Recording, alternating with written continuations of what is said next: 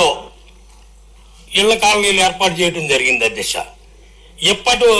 మీకు అందరికీ తెలిసే అధ్యక్ష, రాజమండ్రి ఆవు భూములు తమరు కూడా వెళ్ళారు. వర్షం పడితే ఆ ఇళ్ల కాలనీల్లో పడవలు వేసుకుని తిరగాలి అధ్యక్ష.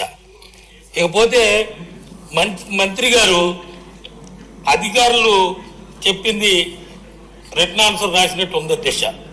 నాకు తెలిసి 35,000 రూపాయలు విశాఖ నగరం మొత్తంలో 31,274 మంది కట్టారు అధ్యక్ష.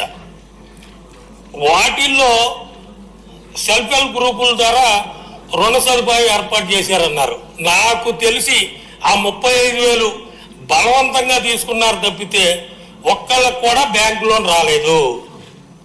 అంతేకాకుండా మంత్రి గారు ఇంకా ప్రారంభించబోయి 449 అధ్యక్ష అని చెప్పారు. మొత్తం 1,14,000లో ఒక్క నా నియోజకవర్గంలోనే 921 మొదలు పెట్టలేదు అధ్యక్ష. 30,825 గృహాలు పునాదులు వేసినాయి అన్నారండి. నా ఒక్క నియోజకవర్గంలో గుంతలు తోని 3,796 ఉన్నాయి సార్.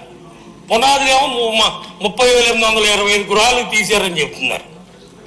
దయచేసి మంత్రి గారు నేను కోరేది ఏంటంటే, అధికారులు చెప్పింది కాకుండా మీరు రివ్యూ పెట్టి ఎమ్మెల్యేలతో జిల్లాల వారీగా రివ్యూ చేసి మీరు సరైన రిపోర్టు తీసుకోవాలి అధ్యక్ష. ఇకపోతే ఆగస్టు 22న ఈ పనులు మొదలుపెట్టారు అధ్యక్ష.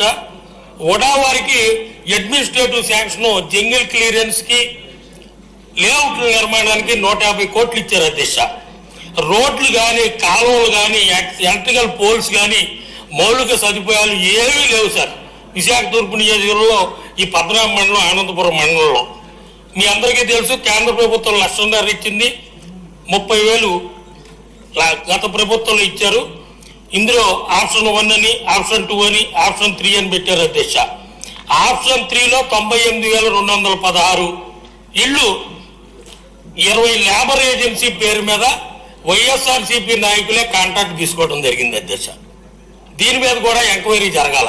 ఇందాక పెద్దలు గణబాబు గారు చెప్పినట్లు అన్ని లావాదేవీలు జరుగుతున్నాయి అధ్యక్ష. దయచేసి ఇది ఇంపార్టెంట్ అధ్యక్ష. ఒక 2 నిమిషాలు టైం ఇండి అధ్యక్ష.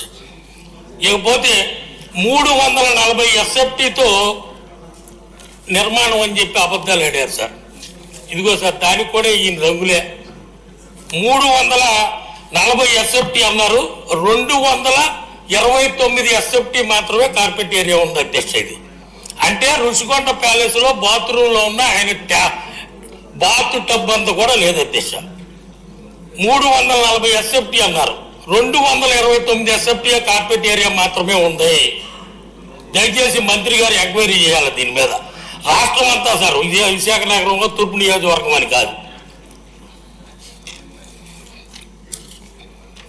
అంతేకాకుండా కొండవాళ్ళ ప్రాంతం అధ్యక్ష, తంగుడుబిల్లని తునివలసని ఆనందపురం పద్మనాభ మండలంలో ఇదిగో అధ్యక్ష, కొండ చుట్టూతో లేఅవుట్ అధ్యక్ష. వర్షం పడితే పరిస్థితి ఏంటి?